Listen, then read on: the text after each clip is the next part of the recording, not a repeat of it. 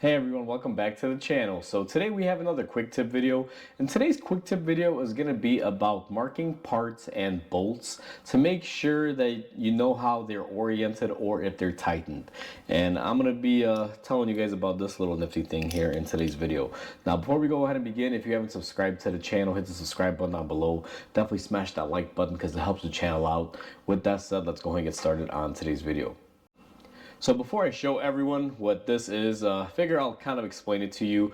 So what this is a Unipaint marker. Now, several companies make these. This specific one is made by, I think, Uni, just a brand that I've always used, but it doesn't really matter.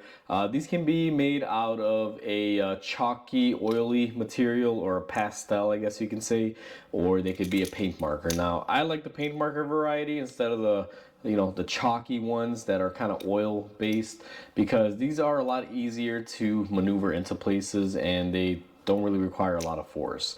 Now, what a lot of mechanics or a lot of trades around the whole world, I should say, use things like this for, it's for marking parts or bolts. Now, a scenario in which you will mark a part would be, let's say you remove a drive shaft. Usually those are, basically dialed in and balanced. What I like to do is I like to make a mark so I know where I disconnected it from, so I know I can connect the two halves the way they've always been. It helps you in a scenario like that. Now, in another scenario, you can also use this for tightening sequences where if, let's say, you have a bolt, and depending on what you're doing, let's say if it's just a suspension bolt that, let's say, gets torqued up to 100 foot-pounds, you torque it, you take this, you mark that head of that bolt, and you know you tightened it and torqued it. Now, if you want to get a little bit more advanced, if let's say you're doing a engine and you're doing the cylinder head, or let's say it's a two-stage torquing procedure where the first stage is, let's say, 80 foot-pounds and the final torque is, let's say, 120 foot-pounds. If you have two of these paint markers, it's really helpful because you can go around and, let's say, stage one is white in color, so you do your first torque, mark it, go around, do it, and then you go around with your second torque, and then you have a different color marker and you can mark it so you know you tighten every single bolt. Now, those are the scenarios that you use these in. As far as for me in the mechanical world, I'm sure other trades have many other different uses, but for me, this is basically what I mainly use these for in the shop. It's for relocating parts to exactly how they came off, and to make sure that I tighten things if I'm working on a project that involves a lot of nuts and bolts and fasteners and things of such. So now that I've gone ahead and I've explained that to you, what I'm going to do is give you a very crude example here, and it's not going to be real fancy, just real basic, but at least give you guys a good idea of how I use this and show you how this specific one works as far as operation. Now, this is a paint marker, so as always, before you use these, you got to go ahead and shake them up here. Now, I'm sure this is pretty loud on the mic here, but if you have a paint marker variety, make sure you shake them, especially if they sit around. You got to stir the contents up. Once you stir it up and you're ready to go, let's go ahead and get to the bench and I'll show you how we use it. So in front of us, I have my mock-up part. Now, we typically don't open these up, it's kind of a thing of the past, but this is the best example to show you a part where you would mark it if you were opening it up. And I have a bolt here that I put in there to kind of show people what we would mark a bolt for. So if you have your paint marker, now the specific brand that I use is this, and I'm not being paid by them or anything. This is just what I've used for years and I absolutely love them. And the way these work is you got to shake them up. So as always, go ahead and shake it up. And if you go ahead and remove the tip here, you will notice that you have this portion. Now, the tip, if I can show everyone, you got to press it inward, see how that moves. And when it's angled downward, you basically have to press it to get the paint on the tip to be able to mark. Now, I'm going to come up here, and ideally I would do this on a piece of cardboard or something, but this part is going to go in the trash anyway. So what I'm going to do after I shake up my marker, I'm going to come on to something hard, and what I'm going to do is go ahead and squeeze it through.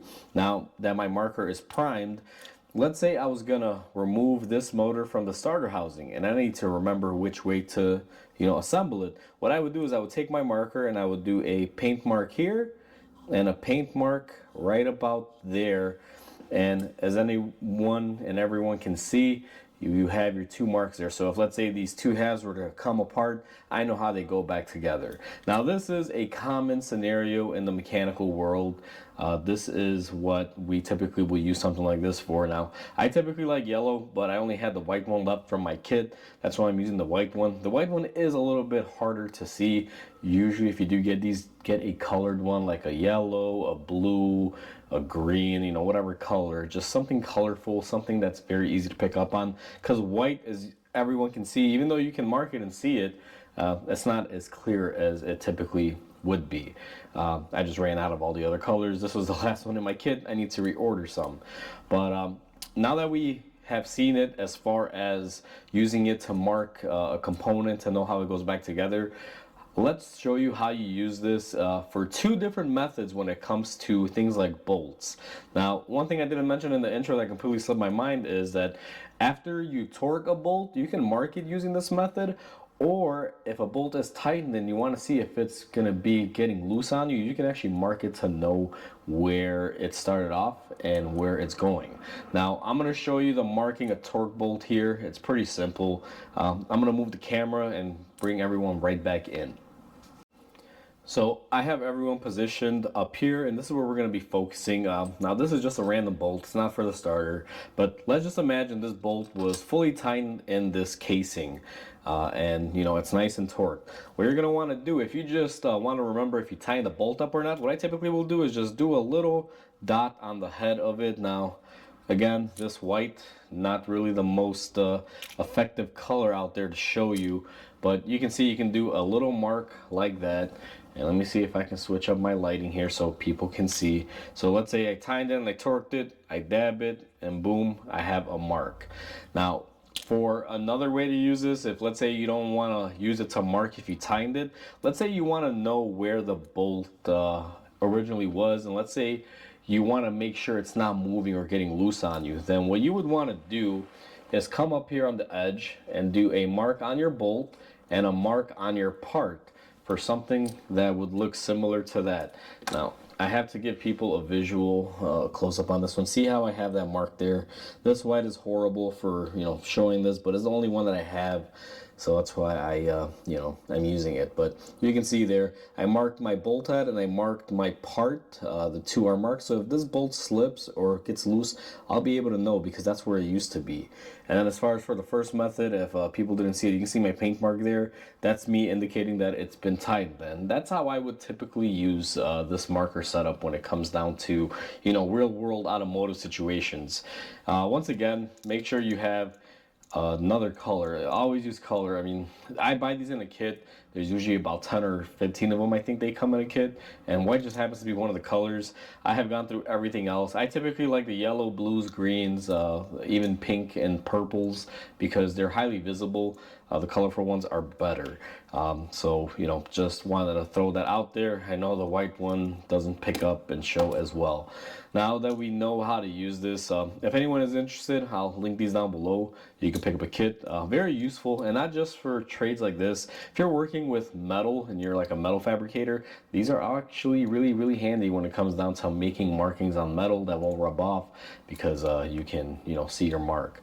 So either way, hopefully everyone enjoyed this video. Like always, comment, like, and subscribe because it definitely helps the channel grow. I hope everyone has a wonderful day, and I'll catch you on the next video.